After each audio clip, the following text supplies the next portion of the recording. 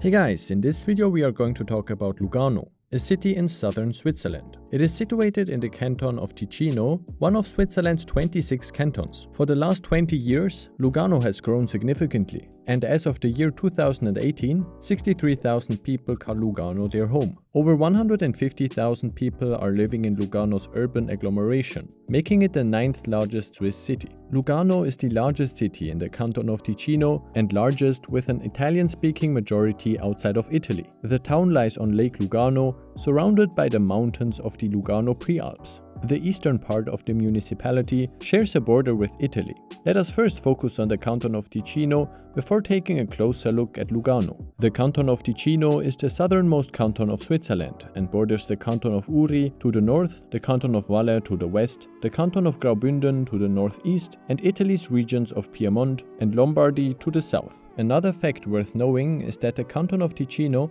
completely surrounds the small Italian enclave of Campione d'Italia. That means that there is a piece of Italian land that is completely surrounded by Switzerland. Named after the river Ticino, it is the only canton where Italian is the only official language. But that doesn't mean that Italian is only spoken in this canton. In southern Graubünden, there are also some people that speak Italian. As you may know, Italian is one of Switzerland's 4 national languages. There are about 500,000 Italian-speaking Swiss living in Switzerland, which is equivalent to 6.5% of Switzerland's total population. This canton not only contributes so much to Switzerland's diversity in culture and people, but also has, at least in my opinion, the most appealing climate in Switzerland. In the German-speaking part of Switzerland, Ticino is nicknamed Sun Porch, since there are more than 2,300 sunshine hours that the canton receives every year, compared to 1,700 for Zurich. This is because the Canton of Ticino is separated from the rest of Switzerland by the Swiss Alps.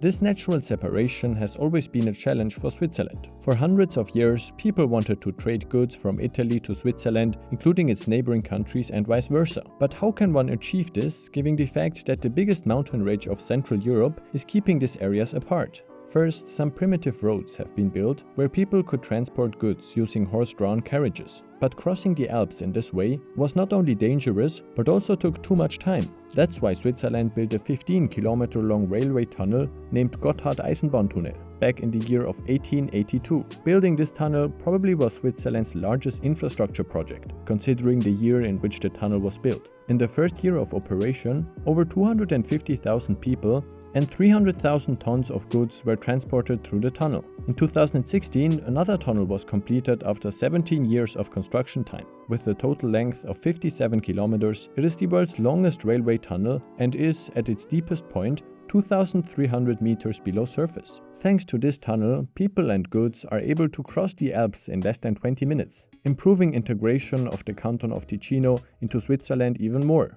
Today, more than 40 million tons of goods and more than 4 million people are transported through the tunnel every year. This underlines how crucial an efficient and fast transportation route through the Swiss Alps is. In the year of 2012, 21.3 million people visited this canton, making it one of Switzerland's tourist hotspots. 12% of the Ticinese workforce is employed in the tourist sector. That almost contributes 10% to the Ticinese GDP, whereas in overall Switzerland, tourism only accounts to 2.6% of the GDP. That's not surprising, since Ticino has much to offer. As in Italy, people in the Canton of Ticino are considered to have a more relaxed attitude towards life than in the rest of Switzerland. Furthermore, the Italian culture, climate and mentality influences the people of Ticino considerably. Therefore, you'll be able to enjoy the Italian lifestyle at its best while still being in Switzerland. The Canton of Ticino is a democratic republic with Italian culture and language. That's how it is written down in the constitution of the canton. As mentioned, Lugano is the largest city in the Canton of Ticino. However, the canton's capital city is Bellinzona, where 43,000 people are living. Next comes Locarno, with a population of 15,000, and Mendrisio with 14,000. For sure, this area of Switzerland is not only attractive for people who live north to the Alps, but also for Italians. Lugano is, together with Como, Chiasso, Mendrisio, a neighboring agglomeration of the metropolitan region of Milano, where 7.5 million people are living. Milano is just a 1 hour's train ride from Lugano. However, if you want to take a train to Bern, Switzerland's capital city, you'll need almost 3.5 hours. No wonder then that in Lugano you'll feel more like being in Italy than in Switzerland. Even though the climate in Lugano is not as warm and dry as in the rest of Italy, it is quite good for Swiss conditions. With an average temperature of 22.1 degrees Celsius, July is the warmest month, whereas January is the coldest one with 3.3 degrees Celsius. There are about 8 to 10 days of rain throughout the month, which is not too bad. What does it cost to live in Lugano?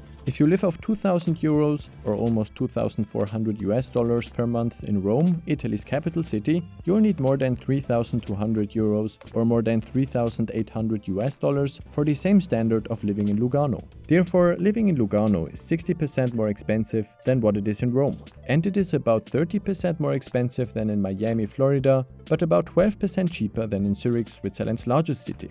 Given the high cost of living, it is not surprising that people in the Canton of Ticino earn much more than they do in Italy. Even though residents of the Canton of Ticino earn slightly less money in comparison to Switzerland's average salaries, the median income is at 5,363 Swiss francs, which is equivalent to almost 5,000 euros or almost $6,000. This means that half of the Ticinese workforce earns more than that and half earns less. A one-bedroom apartment with an area of 30 square meters costs around 250,000 Swiss francs. As you already saw, Lugano is a picturesque city that lies next to the Lago di Lugano. There are beautiful promenades where people hang out and spend their time at the lake. The city is considered to be green, with a lot of trees, parks and a small river that runs through the city. Moreover, the city is located in a very hilly environment. There are many mountains close to Lugano. They reach up to 1,500 meters above sea level, which is impressive considering the fact that Lugano is situated 275 meters above sea level. That means that you will have more than enough opportunities to escape from your daily routine. There are many hiking paths all around the city. Most of them provide a breathtaking view over the city, the lake and the surrounding hills. The nature, mountains and lake, but also the proximity to Italy and the Italian culture while still being in Switzerland certainly speaks for a life in Lugano. Let's talk about some interesting facts. In Ticinese schools, the first language that children learn, other than Italian, is French and not German. This is surprising, since not only more German speakers than French speakers have settled down in the Canton of Ticino, but also because German is the most common language in Switzerland. 62% of the population speak German. Another interesting fact is that unlike in other Swiss cities, right-wing political parties are stronger than left-winged ones. The strongest political parties are the Freely Democratic Party that focuses on strengthening the economy, as well as the Lega Party that wants a stricter migration policy, higher autonomy and wants to keep distance to the European Union. If you want to know how to move to Switzerland, please make sure to check out the dedicated video that I've uploaded targeting this topic.